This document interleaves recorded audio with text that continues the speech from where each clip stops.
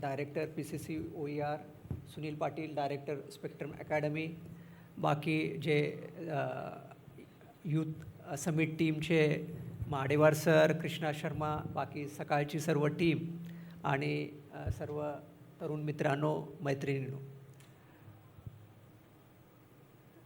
हे स्वप्नांना दिशा देणारं समिट आहे आणि निश्चितच आपण हा 2 दिवसाचा जो जसं काळबांडे सरांनी सांगितलं एक ट्रान्सफॉर्मेटिव्ह वर्कशॉप आहे आणि हर्षदानी जे सांगितलं की त्या ट्रान्सफॉर्मेशनसाठी आपल्याला स्वतःला रिफ्लेक्शन्स करावे लागतील. त्यांनी प्रश्नही तुम्हाला दिलेले आहेत. तर त्या प्रश्नाची उत्तरं शोधण्यासाठी मी तुम्हाला थोडी मदत करेन. कारण जसं तिवारी सरांनी सांगितलं, आज AI तर सर्वच प्रश्नांची उत्तरं देतो आहे, पण AIची उत्तरं आपल्याला सर्व रेलेवंटच असतील आणि आपले सोशो इकॉनॉमिक आणि सर्व पार्श्वभूमी काही AIला माहीत नसते. AI तर जे त्याला फीड केलेलं असतं, जे त्याला ट्रेन केलेलं असतं त्याप्रमाणे बोलतं. पण जे माणसाचे निर्णय ज्यावेळेस माणूस घेतो त्यामध्ये जसं मगाशी हर्षदानी सांगितलं की एक आपल्याला काहीतरी प्रॉब्लेम स्टेटमेंट आणि काहीतरी अडचण आलेली असते आणि मग त्याच्यातून जी एक भावना निर्माण होते कार्य करण्याची किंवा समर्पण करण्याची, तर त्या भावनेचाही आपल्या ह्युमन डिसिजन मेकिंगमध्ये फार मोठा सहभाग असतो. माणूस नुसते सर्व निर्णय रॅशनल थिंकिंगवर घेत नाही. म्हणजे मला तर मी माझ्या आयुष्यातले सर्व निर्णय रॅशनल थिंकिंगवर घेतले असं वाटत नाही आहे. त्यामुळं इमोटिव्ह कॉम्पोनंट म्हणजे भावनेचा भाग हा सर्व मनुष्याच्या निर्णयामध्ये असतो. त्यामुळं आता आपण सुरुवात करताना आता आपण तुम्ही स्वप्न पाहताय, करिअर निवडणार आहे, काहींनी निवडलं असेल, तर करिअर कसं निवडलं याचा मी थोडंसं हे सांगेन. आपण भगवान गौतम बुद्धांना सर्व त्यांचं तत्त्वज्ञान सर्वांना माहीत आहे. ते बंद केलं तर हे जळायला लागले ना, वास होतो त्याचा. तर गौतम बुद्धांचं तत्त्वज्ञान आहे की जीविका काय करावे, जीविका कोणती करावी, किंवा व्यवसाय कोणता करावा याच्यावरसुद्धा भगवान गौतम बुद्धांनी हे सांगितलेलं आहे. तर जीविका अशी करावी की जी समाजाची उन्नती करणारी असावी आणि समाजाला त्रास न होणारी असावी. हे खूप छोट्या म्हणजे सोप्या शब्दात बुद्धांनी सांगितलेलं आपण जीविका कोणती करावी. तर समाजाची उन्नती होणारी असावी आणि समाजाला त्रास होणार नाही. आम्ही आता पोलीस विभागामध्ये काम करत असताना बघतो की लोक अवैध दारू तयार करतात, कोण जुगाराचा व्यवसाय करतं, कोणी मटका चालवतं. आता हे जे व्यवसाय आहेत हे काय समाजाला त्रास देणारे आहेत किंवा समाजामध्ये एक चुकीची ऊर्जा निर्माण करणारे आहेत. त्यामुळं आपण असे व्यवसाय केले नाही पाहिजेत की जे समाजामध्ये चुकीची ऊर्जा निर्माण करतात, समाजाला त्रास देतात. आपण पाहिलं असेल अवैध दारूने आता पुणे जिल्ह्यामध्ये 22 बळी झाले आणि आम्ही पाहतो डे इन डे आउट की दारूमुळं किती कुटुंब उद्ध्वस्त होतात, जुगारामुळं किती कुटुंब उद्ध्वस्त होतात. त्यामुळं काही लोक झटपट पैसा मिळवण्यासाठी असे करिअर निवडतात की अवैध व्यवसाय करणं हे एक करिअर आहे. दाऊद इब्राहिम आपल्याला माहीत आहे का, पोलिसाचा मुलगा, एका हेड कॉन्स्टेबलचा मुलगा सर्वात मोठा, जगातला सर्वात मोठा गुंड झाला किंवा तर हे आहे. तर सांगायचं हे होतं की जे बुद्धांनी सांगितलेलं आहे की समाजाची उन्नती म्हणजे जनकल्याण. माणसाला जर आपण विचार केला आपल्याला आनंद कधी मिळतो, कोण सांगणार? तुम्हाला सर्वात जास्त आनंद कधी मिळतो?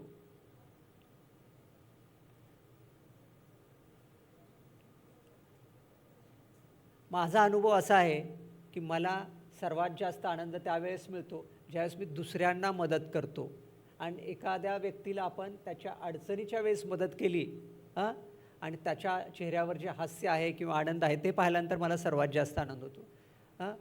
आपल्या सर्वांचाच हा अनुभव आहे, बरोबर आहे ना?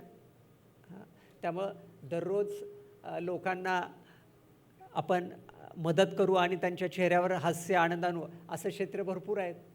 आता आपण ज्या हॉस्पिटलमध्येच आहे इथं तर डॉक्टरच्या क्षेत्रामध्ये सर्वात जास्त तुम्हाला असं संधी मिळणार, बरोबर आहे ना.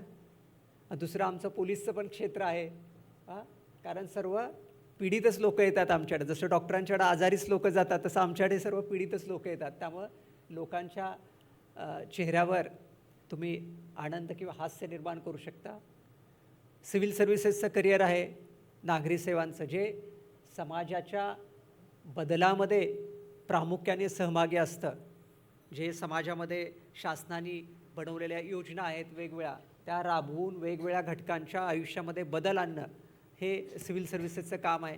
तेही खूप चांगलं करिअर आहे, ज्याच्यामध्ये आपण ओव्हरऑल समाजाची लिव्हिंग क्वालिटी मध्ये बदल आणतो. ओव्हरऑल समाजाचं स्वास्थ्य आहे त्यामध्ये बदल आणतो. तर असे जर आपण करिअर निवडले की ज्याच्यामध्ये जनकल्याण होतं, तर जनकल्याणामध्ये तुमचं स्वकल्याणही होणारच. त्यामुळे असं नाही की आज आपल्याकडं असं आहे की मला किती पे पॅकेज मिळालं याच्यावरती मी किती हुशार होतो किंवा कुठल्या यामध्ये ते म्हणजे अपयशाची हे ठरते.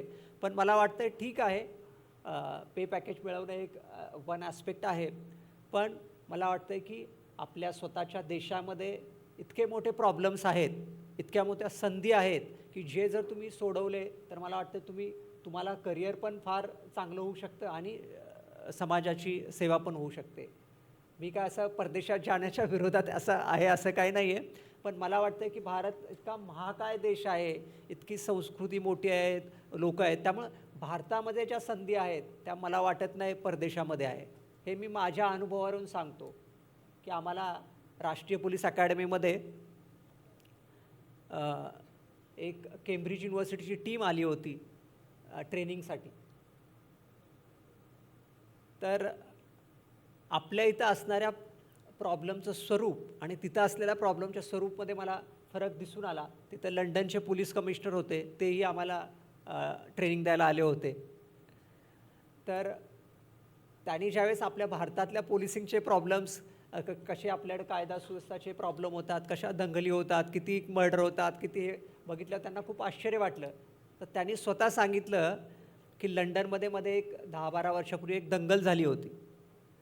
तर ते इतक्या वर्षानंतर तिथं दंगल झाली होती, तर पोलिसांच्याकडं कसं रिस्पॉन्ड करावं याचं ट्रेनिंग नसल्यामुळं तिथं पोलिसांनी लेट रिस्पॉन्ड केलं आणि त्यामुळं दंगल स्प्रेड झाली. कारण पोलिसांना वेळेवर रिस्पॉन्डच करता आलं नाही की अशी दंगल पेटल्यानंतर, अशी जाळपोळ झाल्यानंतर, असं झाल्यानंतर एक्झॅक्टली काय फास्ट केलं पाहिजे. तर सांगायचा उद्देश की आपल्या देशामध्ये इतके युनिक प्रॉब्लेम आहेत, कारण आपलं हे आहे, त्यामुळं भारत हा तेवढाच मोठं ऑपॉर्च्युनिटीचं केंद्र आहे. असं समजू नये की आम्ही फक्त IITला गेलं आणि IIMमधून परदेशात गेलं तरच मी करिअर माझं यशस्वी झालं आणि भारतामध्ये राहिलं तर आपण काय एवढं यशस्वी नाही आहे. त्यामुळं सर्वात मी मगाशी सांगितलं, जी आपली सोसायटी आहे, आपला समाज आहे, याचं आपण महाराष्ट्र गीत गायलं तर या आपल्या महाराष्ट्राचं, ह्या आपल्या भारताचं भवितव्य ठरवण्याचं आपल्याला भारतात राहून आपण चांगलं करिअर निवडलं पाहिजे. त्यामुळं तुम्हाला लोकांना आता पोस्ट करोना तुम्ही पाहिला असेल, समाजामध्ये फार बदल आलेले आहेत. करोनाने दाखवून दिलेलं आहे की माणुसकी काय असते, माणसाचं नेचर काय असतं, क्रायसिसमध्ये माणूस कसा वागतो. त्यामुळं आता विविध क्षेत्र आहेत आणि मला वाटतं की ती क्षेत्र जर तुम्ही निवडली, आता मी पुन्हा त्या येणारच आहे, पुन्हा त्याचं मी एक्झाम्पल देणारच आहे. नागपूरचाच एक मुलगा आहे करोनामध्ये, जो सॉफ्टवेअर हे करत होता, सॉफ्टवेअर इंजिनियर होता आणि त्यानं करोनामध्ये नोकरी सोडून एक ऑनलाईन योगा क्लास सुरू केला, हा बिल्ड, आणि आज तो त्याचे 1 लाख फॉलोअर्स आहेत. म्हणजे योगामध्ये इतका इंटरेस्ट आहे लोकांचा आणि त्याच्यामध्ये करिअर होऊ शकतं, तो एक चांगला व्यवसाय होऊ शकतं. तर सांगायचं आहे की वेगवेगळे क्षेत्र आहेत. म्हणजे आपण जसं हर्षदाने सांगितलं, जर समाजामध्ये काय प्रॉब्लेम्स आहेत, कोणतं क्षेत्र असं आहे की ज्या ठिकाणी आपण जाऊन आपलं हे, आणि असं नाही की तुम्ही काही मुलं सिव्हिल सर्व्हिसेसची तयारी करतात किंवा IIT किंवा नीटची तयारी करतात, समजा तुम्हाला अपयश आलं तर it is not a end of the road, it is not a end of life. मी माझ्या स्वतःच्या आयुष्यामध्ये 3 करिअर बदलले. मी होतो सैनिक स्कूलला साताऱ्याला, आमचं ड्रीम होतं to join national defence academy. मग त्याचा आम्ही अभ्यास केला, मी एक्झाम पास झालो, माझं सर्व्हिस सिलेक्शन बोर्डलाही पास झालो. पण नंतर मला मेडिकलमध्ये प्रॉब्लेम आला, त्यामुळं I could not join national defence academy. त्यावेळेस मला खूप दुःख वाटलं, अरे आपण NDAला जॉईन झालो नाही, विच वॉज माय ड्रीम.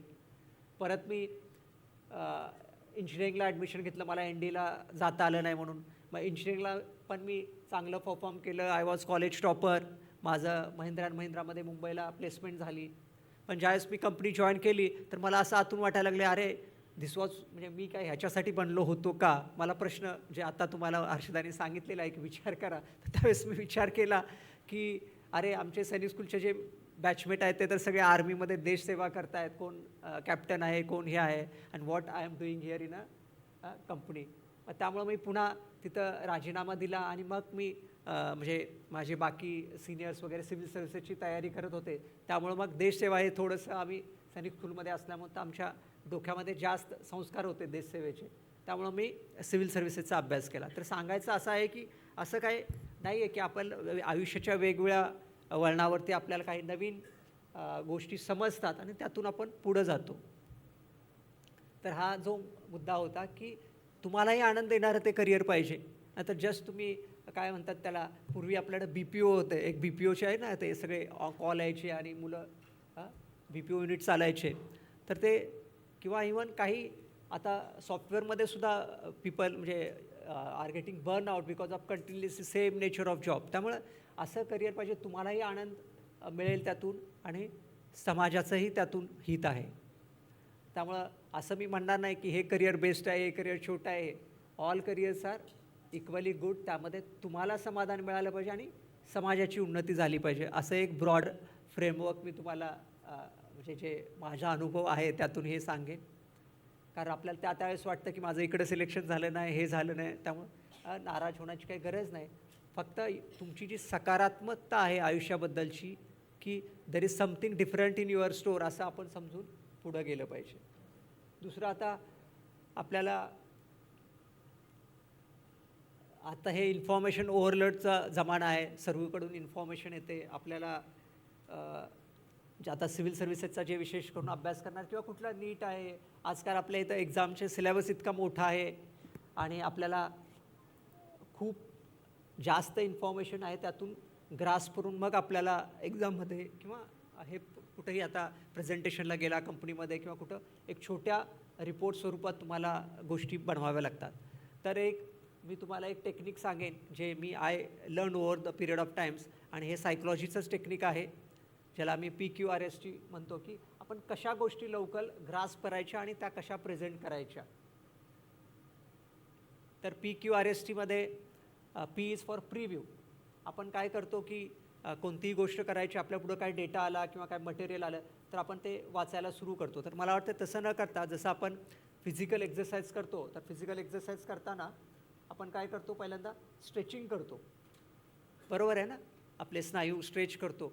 तसं हा प्रिव्ह्यू हा इज अ मेंटल स्ट्रेचिंग. आपण पहिल्यांदा त्या जो आपल्याकडे काय बुक आहे, रिपोर्ट आहे, तर त्याचा पूर्ण ओव्हरव्ह्यू घेतला पाहिजे. Preview is overview. त्यामध्ये काय दिलं आहे, चार्ट्स काय दिले आहेत, डायग्राम्स काय दिले आहेत, हेडलाईन्स काय दिले आहेत, आणि मग पाठीमागं काय त्यातून काय क्वेश्चन्स काय विचारलेले आहेत, हे तुम्ही ओव्हरव्ह्यू घेतला पाहिजे त्या गोष्टीचा, त्या मटेरियलचा.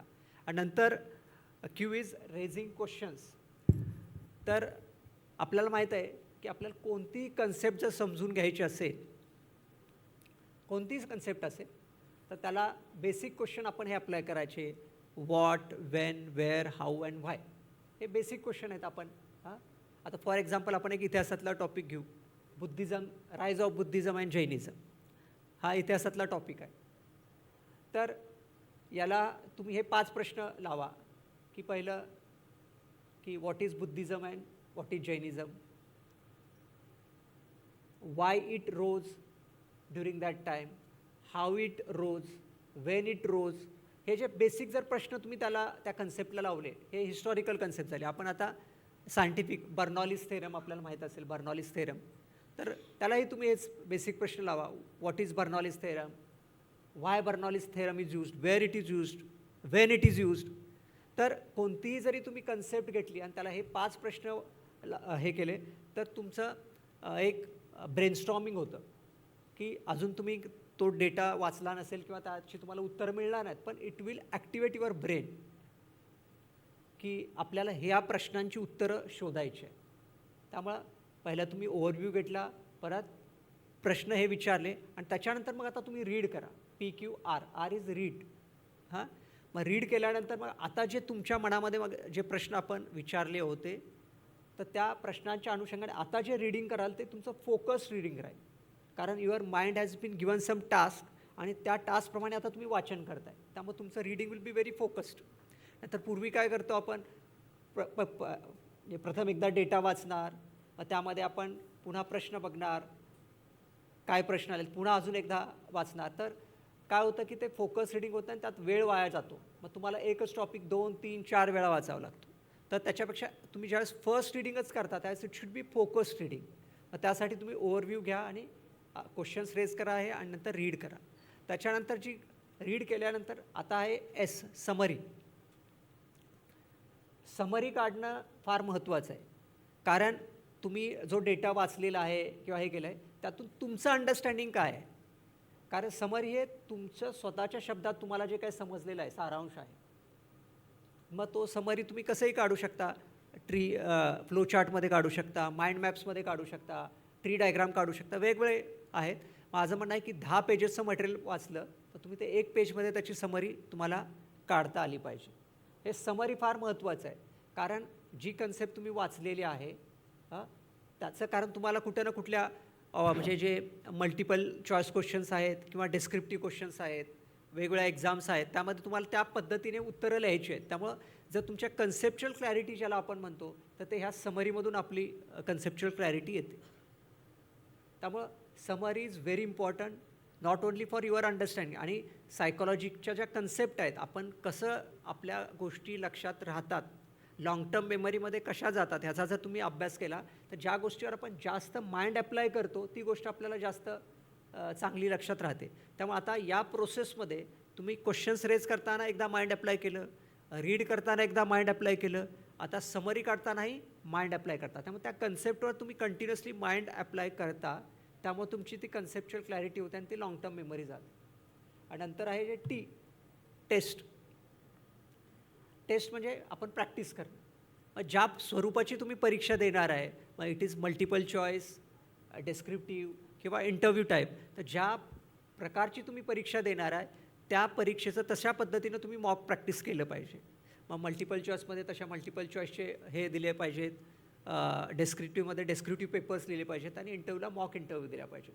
तर कारण विदाऊट प्रॅक्टिस, विदाऊट टेस्टिंग तुमचा कॉन्फिडन्स वाढणार नाही. जसा तुमचा टेस्टमध्ये तुम्ही चांगलं परफॉर्म कराल, कारण तुम्ही अभ्यास केला आहे, वाचन केलं आहे, ग्रास्पिंग झालं, पण आता परफॉर्म करायचे. कारण तुमच्या डोक्यामध्ये किती हे काय एक्झामिनरला माहीत नाही किंवा जो टेस्टिंग करणारा, मार्क्स देणारा, सिलेक्ट करणारा त्याला माहीत नाही. ही इज गोइंग टू जज you from how you perform in that exam paper, during that interview. त्यामुळं तुम्हाला ते प्रॅक्टिस करणं इक्वली गरजेचं आहे. कारण आपण जे लातूर पॅटर्न खूप वर्षापासून जो फेमस आहे त्यामध्ये काय it is just a testing pattern. ते मुलांचा अभ्यास लवकर करवतात आणि नंतर नुसतं टेस्ट घेत बसतात. त्यामुळं कंटिन्युअसली आपण प्रॅक्टिस करणं, मग हळूहळू आपल्याला त्या टेस्टचा काय उपयोग होतो, प्रॅक्टिसचा काय उपयोग होतो, आपल्या कुठं चुका आहेत, आपली कन्सेप्च्युअल क्लॅरिटी कुठं नाही आहे ते समजतं. आणि हळूहळू जसं आपण चांगलं परफॉर्म करतो तसं आपण कॉन्फिडंट होतो. आणि on the day of delivery किंवा ज्या दिवशी आपली खरोखर परीक्षा आहे त्यामध्ये आपण चांगला कॉन्फिडन्सनी ज्यावेळेस एक्झाम फेस करतो विदाऊट ताणतणाव, तर मला वाटते त्यावेळेस तुमचा परफॉर्मन्स बेस्टच होणार. त्यामुळं हे PQRST you can apply to any aspect of your life, जिथं तुम्हाला डेटा वाचायचा आहे आणि काही अंडरस्टँड करून घ्यायचं आहे. आता मी आज चॅलेंजेस खूप आहेत तरुणांना. आज ज्यावेळेस आम्ही पोलीस विभागामध्ये पाहतो तर आज इतके इश्यूज आहेत. तरुण मुलं स्ट्रेसमुळं आज सुसायडल टेंडन्सी वाढलेली आहे. आपण पाहिलं नागपूरमध्ये एका नीटच्या प्रेशरमध्ये मुलीने एका सुसाईड केलं. परत ड्रग्सचा इश्यू वाढलेला आहे. आज आईवडिलांना चिंता आहे की माझे मुलं जे आहेत स्कूल कॉलेजेसमध्ये जे जात आहेत ते सुरक्षित राहतील का, ते काही वाईट संगतीमध्ये पडणार नाहीत का. तर हे जे काय आहे की ज्यावेळेस आपण हा जो तुमचा फेज आहे करिअरचा, जो आयुष्याचा, तो एकदम I will tell you this is a golden phase आहे इन टर्म्स ऑफ, कारण जे ह्या 8-9 वर्षामध्ये फ्रॉम म्हणजे 12वी नंतर फ्रॉम 17 ते 25 किंवा एक ते पुढचे जे 10 वर्षाचा जो फेज आहे ना, हा सर्वात तुमचा परफॉर्मन्स वाईज एक म्हणजे ज्यामध्ये बेस्ट फेज आहे लाईफमधला. कारण त्यावेळेस तुम्ही जे आत्तापर्यंत जे स्कूल कॉलेजेसमध्ये शिकलेला आहात आणि इथं तुम्हाला काय करिअर निवडायचं आहे हा फेज आहे. तर यामध्ये तुम्हाला खूप ट्रान्झिशन असतं वेगवेगळ्या गोष्टींचं आणि यामध्ये कन्फ्युजनही असतं. त्यामुळं बऱ्याच वेळा होतं की तुम्हाला तुमच्या प्रश्नाची उत्तरं कुटुंबियांनी दिली नाहीत किंवा तुमच्या सिनियर्सनी दिली नाहीत, तर यू मे गो डिप्रेशनमध्ये तुम्ही येऊ शकता. किंवा हे जे सबस्टन्स अब्यूज ज्याला आपण म्हणतो, मग कोण ड्रिंक करायला लागतं, कोण स्मोक करायला लागतं किंवा अजून कोण काय करावं लागतं, असे इश्यूज निर्माण होतात. त्यामुळं आपलं जे हे स्ट्रेस मॅनेजमेंट आहे हे इक्वली इम्पॉर्टंट आहे. कारण हा सगळ्यात स्ट्रेसफुल पिरियड आहे. कारण ह्यावेळेस तुमच्याकडं स्ट्रेस कशामुळे येतो, आपल्याकडं किती मोठा प्रॉब्लेम आहे आणि त्या प्रॉब्लेम मॅनेज करण्यासाठी आपल्याकडे किती रिसोर्सेस आहेत याचा आपण कॉस्ट बेनिफिट रेशो काढतो. आणि जर आपल्या त्या रिसोर्सेस मॅच होत नाही तर आपल्याला स्ट्रेस येतो. आणि ह्यावेळेस निश्चितच तुम्हाला वाटतं की आपल्याला रिसोर्सेस नाही आहेत. त्यामुळं सर्वात जास्त स्ट्रेस येण्याचं प्रमाण या पिरियडमध्ये असतं 17 ते 26. नंतर काय की तुम्ही एका करिअरमध्ये सेट होता, त्यामुळे तिथून पुढे काही स्ट्रेस फार नसतो. आपल्याला माहीत आहे की what are your strengths, weaknesses वगैरे. त्यामुळं हा स्ट्रेस कसा मॅनेज करायचा हा इक्वली इम्पॉर्टंट आहे. आणि मला वाटतं आहे की सर्वात महत्त्वाचं की मी जे फॉलो करतो की आपली चांगली संगत पाहिजे. संगतीचा कंपनी, तुमचे मित्र कोण आहेत, मैत्रिणी कोण आहेत. जो मित्र मैत्रिणी तुम्हाला डिमोटिवेट करतात, तुम्हाला मोटिवेट करत नाहीत, ते दे कॅनॉट बी युअर फ्रेंड्स. जो एखादा व्यक्ती तुम्हाला म्हणतोय की तू आयुष्यात हे करूच शकत नाहीस, तुला हे जमणारच नाही, तुला हे शक्य नाही, तुझ्या बस की बातच नाही, तर तो तुमचा मित्र असू शकत नाही. तुम्ही त्याच्यापासून दूर राहावा. जे तुम्हाला डिमोटिवेट करतात किंवा तुमचं मिशन आहे किंवा जे गोल आहे त्याच्यापासून तुम्हाला दूर नेतात, अशा लोकांच्यापासून आपण दूर राहायचं. त्यामुळे जे मित्र हे तेच आहेत, जे तुमची संगत आहेत, दे शूड मोटिवेट यू. जे तुम्हाला प्रॉब्लेम आला तर ते तुम्हाला त्यांनी सपोर्ट दिला पाहिजे, दॅट इज मेंटली सांगितलं पाहिजे. त्यामुळं जी आपण कंपनी कुणाची ठेवतो याचा फार फरक आत्ता तरुण वयामध्ये होतो. कारण जे तुमचे कंपनी आहे त्याप्रमाणेच तुम्ही वागणार. म्हणजे मुलं आईवडिलांचं कमी ऐकतात आणि मित्रांचं जास्त ऐकतात. त्यामुळं तुमचा मित्र म्हटला नाही आज आपण काय करायचं स्टाईल, काय आज हम स्मोक करते, तर तो करणार. तुम्ही त्या मित्राच्या पिअर प्रेशरमध्ये स्मोक करणार. I have seen this. कॉलेजेसमध्ये हेच होतं. त्यामुळं आपण एक लक्षात घ्या की मित्र तो असतो तो तुमच्याच वयाचा असतो. तो काय कुठून ब्रह्मज्ञान घेऊन आलेला नसतो. तोही त्याच्या अर्धवट नॉलेजमधूनच तुम्हालाही सांगत असतो. त्यामुळं आपण डेफिनेटली मित्राचं ऐकलं पाहिजे, पण ते आपल्या फायद्याचं आहे का, आपल्याला पुढं काही करिअरमध्ये त्याची काही ग्रोथ होणार आहे का. कारण यावेळेस तुम्ही जर चुका केल्या, यावेळेस तुम्ही चुकीच्या मार्गावर गेला तर त्याला जो रिव्हर्स यायला थोडा म्हणजे लवकर तुम्ही करेक्शनल मेजर्स घेऊ शकत नाही, कारण तुम्ही आईवडिलांचं कमी ऐकत असता त्यावेळेस. पण मीही सांगत असतो ठीक आहे आईवडील एक फॅक्टर आहे, पण तुमचे जे सिनियर्स आहेत, जे तुमच्या स्कूल कॉलेजेसचे सिनियर्स आहेत, ते त्यांनी काय केलेलं आहे हे पाहिलं पाहिजे. तर त्याच्यासाठी मी एक फेमस नेहमी कोट सांगत असतो. अझीम प्रेमजी आपण नाव ऐकलं असेल, एक बिझनेसमॅन, इंडियन बिझनेसमॅन आहे. त्यांचा हा कोट आहे की winning is not all about being fastest और being strongest. It is about setting of your goal, competence, consistency, quest for excellence.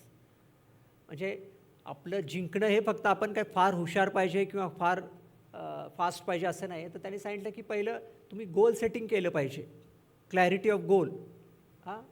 ते गोल सेटिंग केलं, त्याच्यानंतर कॉम्पिटन्स इज व्हॉट, गुणवत्ता. ते गोल सेटिंग केल्यानंतर त्याच्याबद्दल त्या गोल अचीव करण्यासाठी आपल्याला जे काही स्किल सेट लागतो तो कॉम्पिटन्स आपण मिळवला पाहिजे, तरच आपण यशस्वी होऊ शकतो. नाहीतर आपण नुसतंच गोल सेट केलं, गोल सेट करून जर त्या स्पेशली ज्या स्पर्धा परीक्षा असतात त्यामध्ये काही की पास फेल असं काही नसतं. की आपल्या एवढ्या नंबर ऑफ सीट्स आहेत, त्या टॉप 100मध्ये, टॉप 200 किंवा 300मध्ये तुम्हाला यायचं असतं. त्यामुळे जोपर्यंत आपण त्या एक्झामला रिक्वायर्ड गुणवत्ता जोपर्यंत आपली तयार होत नाही, तोपर्यंत आपण एक्झाममध्ये यशस्वी होऊ शकत नाही. आणि नंतर आहे तिसरा त्यांनी सांगितलं क्वेस्ट फॉर कन्सिस्टन्सी. कन्सिस्टन्सी हा फार महत्त्वाचा मुद्दा आहे. आपण काय आहे की मी पाहिलेलं आहे की आमच्याबरोबर काय IITची मुलं होते की ते खूप हुशार आहेत, डेफिनेटली IIT क्वालिफाय करून BTech झाले, पण ते UPSCची पहिली प्रिलिमिनरी एक्झामच फेल झाले की दे गॉट डिसमूड आणि निघून गेले. तर कसं आहे की आयुष्यामध्ये फेलियर जर आलं तुम्हाला एखादं, तर you should be able to handle that. त्यामुळं आता जर त्या व्यक्तीनं, आता तुम्ही बघा IITची एक्झाम क्वालिफाय केली होती, BTech केलं आणि परत UPSCची प्रिलिम्स ते फ्लंक झाले, तर consistency in your performance, specially ज्या आपल्या टफ एक्झाम्स असतात किंवा आता कुठलेही करिअर्स आहेत, त्यामध्ये over the period of time तुमची कन्सिस्टन्सी पाहिजे. असं नाही की मी 12वीत खूप चांगले मार्क्स आले आणि ग्रॅज्युएशनला परत तुम्ही युनिव्हर्सिटीमध्ये जाऊन फेल होता, असेही मी पाहिलेले आहेत एक्झाम्पल्स. तर तसं नाही, तर तुमच्या परफॉर्मन्समध्ये कन्सिस्टन्सी पाहिजे, कारण ती कन्सिस्टन्सी इज अ ॲटिट्यूड जो पुढे मी त्याचा हे करणार आहे. तर आपलं सातत्य पाहिजे कामगिरीमध्ये. आणि त्याच्यानंतर आहे क्वेस्ट फॉर एक्सलन्स. आपल्याला यश, एक अचिव्हमेंट मिळवायचं एक वेळ पण पाहिजे की मी हे करणारच. Quest for excellence. आज ह्यावेळेस मला 80% मार्क्स पडलेले आहेत, मी पुढच्या वर्षी 85% पडणार, त्याच्या पुढच्या वर्षी 90. म्हणजे तुम्हाला हे जे एक्सेल करण्याचं वेळ पाहिजे. You should not be satisfied in a average performance, कारण सोसायटीमध्ये आपल्याला एक्स्ट्रॉर्डनरी परफॉर्मन्स द्यावा लागतो. मगाशी सांगितलं हर्षदाने की इतकी स्पर्धा आहे, इतके तरुण एक्झामला बसतात, तर त्या एक्झाममध्ये आपल्याला सक्सीड करण्यासाठी you have to be extraordinary, outstanding, तर तुम्ही परफॉर्म करू शकता. तर ते क्वेस्ट फॉर एक्सलन्स आपल्याला अचीव करण्याचं एक वेळ पाहिजे. तर आपण ते सातत्य ठेवलं आणि गुणवत्ता असेल तरच तुम्हाला यश हे मिळू शकतं. शेवटी मगाशी मी सांगितलं की हे सर्व ज्यावेळेस गोष्टी घडत असतात त्यावेळेस आपल्याला स्ट्रेस खूप असतो, तर स्ट्रेस मॅनेज करता आला पाहिजे. फॉर एक्झाम्पल सिव्हिल सर्व्हिसेसची परीक्षा असते, त्यावेळेस तुम्ही बरेचसे लोक फुल टाईम एक्झाम देत असतात की त्यामध्ये आपल्याला काय एखादी करिअर ऑफर आलेली असती, ती ऑफर नाकारून आपण फुल टाईम एक्झाम देत असतो. आपले बॅचमेट्स असतात ते कोण वेल प्लेस्ड असतात प्रायव्हेट सेक्टरमध्ये, त्यामुळे घरून प्रेशर असतं की अरे तू नोकरी सोडून हा अभ्यास करतोयस. आणि मग एखादे समजा मेन्स तुम्ही पास झाला, इंटरव्ह्यू तुम्ही दिला, पण फायनल लिस्टमध्ये नाही आला, तर पुन्हा तुम्ही you come back to square one, पुन्हा तुम्हाला प्रिलिमिनरी एक्झाम द्यायची असते. तर त्यामध्ये मग परत प्रेशर निर्माण होतं, अरे आपण इंटरव्ह्यू गेल्या अटेम्प्टला दिला होता आणि परत आपल्याला आता आपण फायनल लिस्टमध्ये आलो नाही, पुन्हा आपल्याला प्रिलिम्स सबस्टिट्यूट, हेच प्रोसिजरच आहे त्या एक्झामचं. त्यामुळं अशा वेळेस आपल्याला खूप स्ट्रेस निर्माण होतो. त्यामुळे आय वूड सजेस्ट की आपण स्ट्रेस मॅनेजमेंटसाठी, जे माझा स्वतःचा अनुभव आहे की yoga is a best medium to relieve your stress. कारण आपल्याकडे वेळ कमी असतो. तुम्ही तिथं जाऊन कुठं जिथं राहताय, आता कोटाला लोक राहतात किंवा दिल्लीला राहतात किंवा अजून कुठं पुण्याला राहतात, तुम्ही दररोज काय जाऊन कुठं कार्डिओ एक्सरसाइज करून पळायला जाऊ शकत नाही, कारण वेळ आपल्याकडं कमी असतो. तर आज जगभर योग केला जातो, पण आपण भारतीय लोकच योग करत नाही. मी मगाशी सांगितलं नागपूरचा एक मुलगा आहे, हाबिल बोत्रा त्याचं नाव, त्यांनी ऑनलाईन योग क्लासेस सुरू केले आणि त्याचे 1,00,000 फॉलोअर्स आहेत. सौरभ ना, हां सौरभ, बत्रा ना, it is a Batra, sorry, thank you. Harshadani correct केलं मला. तर मला सांगायचं काय की my personal experience has been की किती आपल्याला गडबड असेल तर आपण आपल्या रूममध्ये किंवा आपल्या घरी एक मॅट असेल तर त्याच्यावर आपण सूर्यनमस्कार करू शकतो. 2-3 आसन आहेत, ते तुम्ही प्रयत्न करा. एक आहे शीर्षासन आणि दुसरं आहे सर्वांगासन, ज्याला मदर अँड फादर ऑफ आसन म्हणतात. कोण करतं का तुमच्यापैकी शीर्षासन? एवढे सगळे यंगस्टर्स आहेत, शीर्षासन केलं पाहिजे. शीर्षासन काय आहे माहीत तर आहे ना? हां ठीक आहे. मग हे 2 आसन आहे ज्याला मदर अँड फादर ऑफ आसन म्हणतात. बाकी काय आसन करायचे नाहीत. तुम्ही सर्वांगासन आणि शीर्षासन करा, कारण याच्यातून आपल्या मेंदूला जास्त रक्त लागतं. का आपण डोक्याचं काम करतो ना, आता आपण काही शेतात जाऊन काम करत नाही शारीरिक, आपण आता जास्त कशाचं काम करतो? डोक्याचं काम करतो. त्यामुळं शीर्षासन आणि सर्वांगासन केले पाहिजेत. आणि दुसरं आहे प्राणायाम, कपालभाती. सगळ्यात सोपं प्राणायाम आहे. कोण करतं का कपालभाती? तर प्राणायाम तर करत असतील. तर हे अनुलोम विलोम कपालभाती खूप सिंपल प्राणायाम आहेत. मी तुम्हाला गंमत सांगतो. मी ज्यावेळेस सिव्हिल सर्व्हिसेसचा अभ्यास करत होता त्यास मुलं काय करायची, चहा प्यायला खाली जातात. टी स्टॉल वगैरे असतो खाली आपण त्या एरियामध्ये, तर त्या टी स्टॉलवर खाली चहा प्यायला गेलं की 1 तास वाया जायचा. त्यामुळे मी माझं ठरवलं, मी 2 वर्ष चहाच पिलो नाही. कारण का, खाली गेलं की मुलांशी गप्पा होतात आणि आपला वेळ वाया जातो. तर मग काय करायचं, आता झोप तर कंटाळा येतो, झोप येते. मग आता लोक कंटाळा झोप येते म्हणून चहा प्यायला जातो आपण. मग त्यावेळेस मी काय करायचो, प्राणायाम करायचो. तुम्ही बघा, तुम्हाला झोप आली आणि कंटाळा आला, तुम्ही एक 5च मिनटं कपालभाती करा, तुम्ही पुढचे 2 तास फ्रेश राहणार. हे माझे सगळे मी वैयक्तिक अनुभव सांगतोय. त्यामुळे किंवा अनुलोम विलोम पण खूप सोपं आहे. कपालभाती तुम्हाला जास्त हेवी वाटत असेल तर हे जे योग आहे, योग इज अ बेस्ट एक्झरसाइज. त्यामुळं मला वाटतं की त्यात वेळ जात नाही. तुम्हाला बाहेर कुठं जिममध्ये जायची किंवा ग्राउंड शोधायची आणि वेदर थंडी आहे, पाऊस आहे, उन्हाळा आहे, याचा काहीही फरक पडत नाही. तुम्ही आपल्या घरी अगदी कमी स्पेसमध्ये योग करू शकता. आणि त्याच्यानंतर योगचा दुसरा भाग आहे मेडिटेशन. कारण योगमुळं तुमचे शरीर स्वस्थ राहणार, पण माइंड स्वस्थ ठेवण्यासाठी तुम्हाला मेडिटेशन करायला पाहिजे. यातलं कोण मेडिटेशन करतंय का? माडेवार साहेब, तुम्ही करून काय उपयोग, आता तुमचं तर करिअर झालेलं आहे. तर मेडिटेशन इज अ व्हेरी, आजकाल तुम्ही पाहिलं असेल युनायटेड नेशननी वर्ल्ड मेडिटेशन डे सुरू केलं आहे. 22 डिसेंबर हा वर्ल्ड मेडिटेशन डे आहे. तर मेडिटेशननी आपलं मेंटल स्टॅबिलिटी खूप वाढतं आणि जे आपलं चित्त स्थिर राहत नाही, आपलं अभ्यास करताना कॉन्सन्ट्रेशन लागत नाही, हा जो प्रॉब्लेम जर तुम्हाला सोडवायचा असेल, कारण हा आता मुलांचा सर्वात मोठा प्रॉब्लेम आहे मोबाईलमुळं, की चित्त स्थिर राहत नाही, तुमचं जे आपण अभ्यास करतो त्यात नीट लक्ष लागत नाही, मल्टिपल विचार येत आहेत. तर हे जर तुम्हाला थांबवायचं असेल तर रेग्युलर ध्यान केलं पाहिजे, मेडिटेशन केलं पाहिजे. आजकाल खूप साऱ्या पद्धती आहेत मेडिटेशनच्या. तुम्हाला कोणतं जे योग्य वाटतं ते तुम्ही करा, पण मेडिटेशन करा. खूप नाही, 15 मिनटं केलं तरी खूप भरपूर आहे. त्या 15 मिनटं जर तुम्ही मेडिटेशन केलं तर तुमचा प्रोडक्टिव्ह टाईम खूप वाढेल. जे तुम्हाला पूर्वी 4 तास अभ्यास केल्यानंतर जे व्हायचं ते तुम्ही 2 तासातच हे कराल, कारण तुमचा फोकस आणि कॉन्सन्ट्रेशन वाढेल. त्यामुळं खूप साऱ्या पद्धती आहेत. हार्टफुलनेस मेडिटेशन आहे, विपश्यना आहे, क्रियायोग आहे, सहज योग आहे, ब्रह्मकुमारीचं त्राटक आहे, मी जे रेग्युलर करतो हिमालयन मेडिटेशन आहे. असे मल्टिपल मेडिटेशन आहेत. तुम्ही कुठलंही मेडिटेशन करा. सुदर्शन क्रिया आहे, शंभवी क्रिया आहेत, खूप साऱ्या मेडिटेशन आहेत. त्यामुळं जर तुम्ही रेग्युलर ध्यान केलं तर आय विल टेल यू की तुम्ही खूप संतुलित राहाल आणि कितीही प्रेशर असेल, एक्झामचं असेल, कशाचं प्रेशर असेल, तर तुम्ही ते छानपणे हँडल करा. पुन्हा एकदा सांगतो की या यंग वयामध्ये मुलांना वाटतं की स्मोकिंग, ड्रिंकिंग किंवा सबस्टन्स अब्यूज, जे वेगवेगळे सबस्टन्सेस आहेत ते, तर हे खाल्ल्यामुळं तुम्हाला ताणातून मुक्ती मिळेल नाही, त्यातून तुमचे परत मेडिकल इश्यू निर्माण होतात. त्यामुळं आज जर स्ट्रेस मॅनेज करायचा असेल तर तुम्हाला योग करणं गरजेचं आहे आणि त्यामध्ये विशेषतः मेडिटेशन केलं तर तुम्हाला त्याचा जास्त बेनिफिट मिळेल.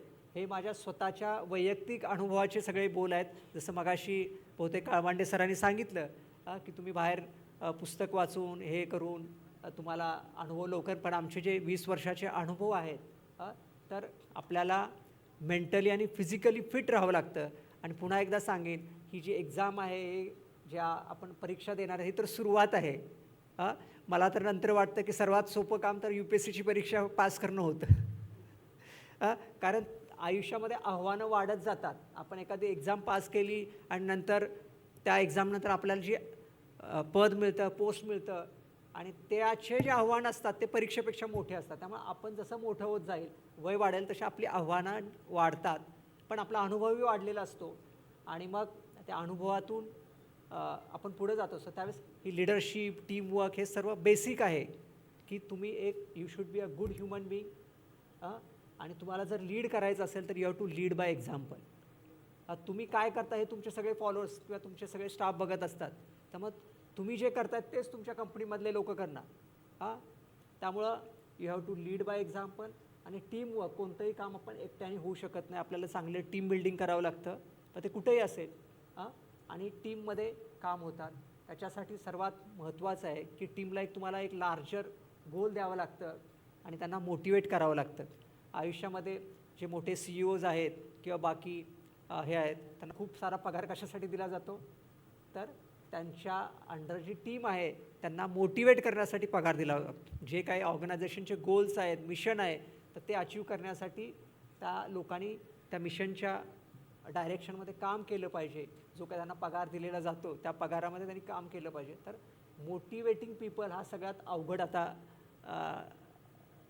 सर्वच ऑर्गनायझेशनमध्ये, इट इज प्रायव्हेट सेक्टर, गव्हर्नमेंटमध्ये हा आहे. त्यासाठी तुम्हाला पहिलं you have to be mentally आणि physically fit, you have to lead by example. त्यामुळे तुम्ही स्वतःच्या उदाहरणातूनच तुमच्या ऑर्गनायझेशनला किंवा समाजाला लीड करू शकता. त्यामुळं जे इथं आज तरुण मुलं मुली आलेले आहेत, हे परत एकदा सांगतो की you have a very bright future. तुम्ही फक्त सकारात्मक राहा. तुम्ही सकारात्मकता ठेवली, again I am telling you की तुम्ही डोंट कर्स युअर सेल्फ की माझ्याबरोबरच हे का झालं, असं झालं, तसं झालं. यू शुड ऑलवेज थिंक की तुम्ही देवावर विश्वास ठेवता. बिकॉज म्हणजे परमात्मा हा तुमच्यासाठी काहीतरी बेटर स्टोअरमध्ये आहे. म्हणजे माझं ज्यावेळेस इंडियाला सिलेक्शन झालं नाही त्यावेळेस मी खूप वाटलं मला. परत इंजिनिअरिंगनंतरसुद्धा मला खूप वाटलं. पण ज्यावेळेस माझं सिव्हिल सर्व्हिसेसला सिलेक्शन झालं, त्यामुळं नाव आय फील की नाही ठीक आहे, त्यावेळेस आपलं सिलेक्शन झालं नाही, ते आपल्याला इकडं कारण IPSमध्ये यायचं होतं. त्यामुळं फक्त तुम्ही सकारात्मक राहावा. आणि अगेन की there is no shortcut. Hard work हा सर्व ठिकाणी तुम्हाला मेहनत, कष्ट करावेच लागणार. जे अझीम प्रेमजी सरांनी सांगितलं की ही जर इतके मोठे बिझनेसमॅन आहे की एक तर आहे competence, consistency and quest for excellence. हे तर तुम्हाला करावंच लागेल. विदाऊट दॅट आपल्याला यश मिळू शकत नाही. पुन्हा एकदा सर्वांना मी तुमच्या करिअरसाठी शुभेच्छा देतो. आणि सकाळ आणि ईनच्या टीमचं मी आभार मानतो की त्यांनी मला या तरुण युवतींशी संवाद साधण्याची संधी दिली. जय हिंद, जय भारत.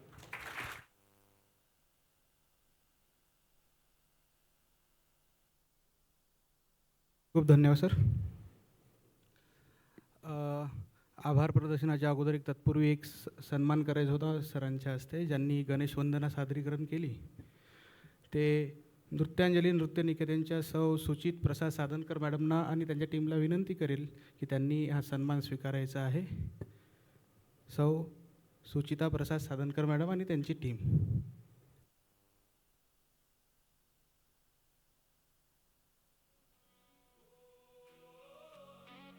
स्वप्नांची उंच भरारी, मनात जिद्दीची ज्योत, युवकांच्या या शक्तीतून घडतोय नवा एक देश मोठा. हातात हात घेऊन सारे पुढे चाललो एकत्र.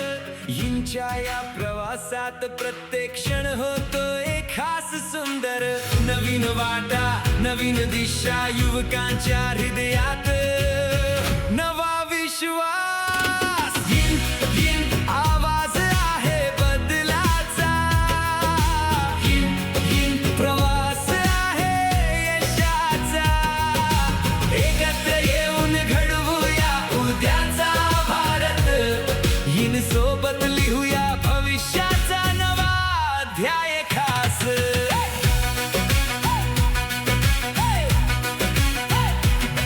विचारांची ही ताकद कृतीतून दिसते आज. स्वप्नांना देतो आकार, हाच आहे इंचा राज. नेतृत्वाची ओळख इथे प्रत्येकाला मिळते. तरुणाईच्या शक्तीने नवी दुनिया घडते. जिद्द आहे स्वप्न मोठं, इन सोबत शक्य होतं. प्रेरणा आहे प्रत्येकाची, ओळख आहे तरुणाईची. या गणेशवंदनामध्ये या टीमने अतिशय सादरीकरण केलं, त्यासाठी त्यांचे मनस्वी आभार. संदीप पाटील सरांसाठी मला काहीतरी बोलायचं आहे की जिंदगी का शौक पाला नहीं जाता, शीशे का प्याला कभी उछला नहीं जाता, मेहनत से सवर जाती है जिंदगी, हर काम तकदीर पर डाला नहीं जाता. मेहनत करा, मेहनतीचे फळ नक्कीच तुम्हाला मिळेल. त्यांच्या मार्गदर्शनातून हेच आपल्याला ऐकायला मिळाले. मी अधिक वेळ न घेता ज्यांच्या मार्गदर्शनाखाली आणि त्यांच्या सपोर्टने हे समिट सगळ्या ठिकाणी आवर्जून आयोजित करण्यात येते, असे ईनचे चीफ मॅनेजर श्री श्यामसुंदर माडेवर सरांना कार्यक्रमाच्या उद्घाटनाचा समारोप करण्यासाठी बोलवतो. धन्यवाद.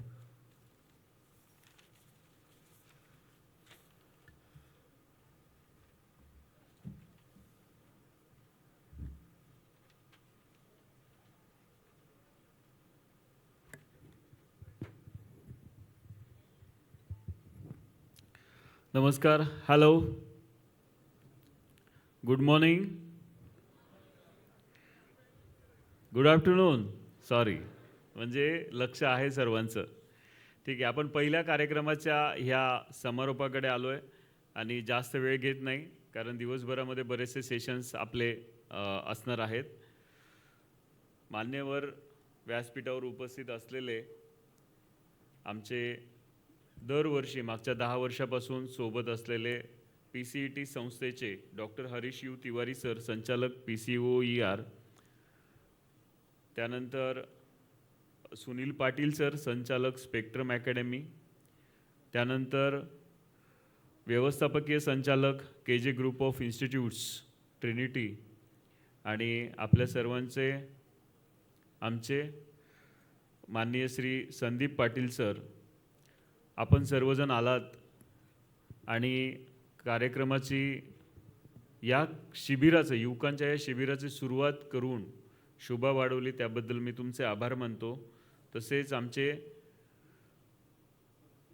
प्रमोद काळभांडे सर, विदर्भ आवृत्तीचे संपादक, यांनी आम्हाला हे पूर्ण कार्यक्रम करण्यासाठी वेगवेगळे काय म्हणता येईल त्याला स्पीकर्स आयोजित करून दिले आणि मार्गदर्शन कंटिन्युअसली विदर्भातल्या सर्व सदस्यांना करत असतात. त्यासाठी पण त्यांचे मी आभार मानतो. जास्त वेळ घेत नाही, आपण अर्धा तास डिले चाललो आहे. बरेचसे विद्यार्थी अजून यायचे बाकी आहेत. मला वाटते अजून 100 विद्यार्थी यायचे बाकी आहेत सर. जाता जाताना मी संदीप सरांना एवढंच 2 गोष्टी सांगू इच्छितो की मी संदीप सरांना साताऱ्यापासून ओळखतो ॲक्च्युली, आणि ईनचा आणि संदीप सरांचा हा खूप जुना संबंध आहे असं म्हणायला हरकत नाही ॲक्च्युली. मित्रांनो, एक IPS अधिकारी ज्यांना खूप लॅविश आयुष्य जगायची किंवा एखाद्या मोठ्या शहरामध्ये खूप चांगल्या पद्धतीने आयुष्य जगण्याची संधी असताना सुद्धा ज्या व्यक्तीने नक्सलाइट्स संपवण्यासाठी एक स्पेशल टास्क हातात घेतलं, ते म्हणजे संदीप पाटील सर आहेत. बरोबर आहे सर. आणि हे एक तपश्चर्या होती. आणि मी मागच्या 2 वर्षापूर्वी ज्यावेळेस सरांना भेटलो होतो, तर त्यावेळेस सर बोलले की श्याम, हे खूप अवघड आहे, आणि मला ते मी जिद्दीला पेटलो आहे. गडचिरोलीमध्ये जाऊन बसायचे, गडचिरोलीमधनं बसून लोकांचं काय म्हणता येईल, त्यांनी जे तुम्हाला सांगितलंय, लोकांचं एक विचाराचं परिवर्तन करण्यापासून अशा खूप काही गोष्टी आहेत. मी सांगणं योग्य नाही. मी सरांबद्दल वाचत असतो, भेटत असतो. मी आवर्जून सरांची वेळ घेतली आणि सरांना म्हणलं की तुम्ही या. अशा व्यक्तिमत्वाचं मार्गदर्शन आज तुम्हाला इथे मिळालं, त्याबद्दल मी सर थँक्यू व्हेरी मच. आणि आपण आज ही जी सुरुवात आहे, महाराष्ट्रातले खूप IPS अधिकारी आहेत संदीप सरांसारखे, जे की ईनचं कार्यक्रम किंवा युवकांशी संवाद साधायचं म्हणलं की कधीही नाही म्हणत नाहीत. ते एक प्रेम आहे आणि ते प्रेम असंच आयुष्यभर असू द्यात. हा आपला प्रवास काही फक्त इथे थांबणार नाही आहे, तो पूर्ण जास्त दिवस चालेल जोपर्यंत आपण आहोत. एवढं बोलतो आणि मी थांबतो आणि पुढील कार्यक्रमासाठी आपण सुरुवात करूया. Thank you very much.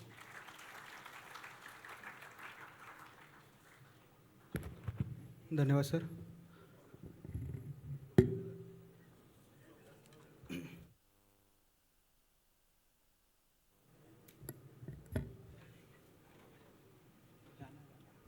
गाणं प्ले करा.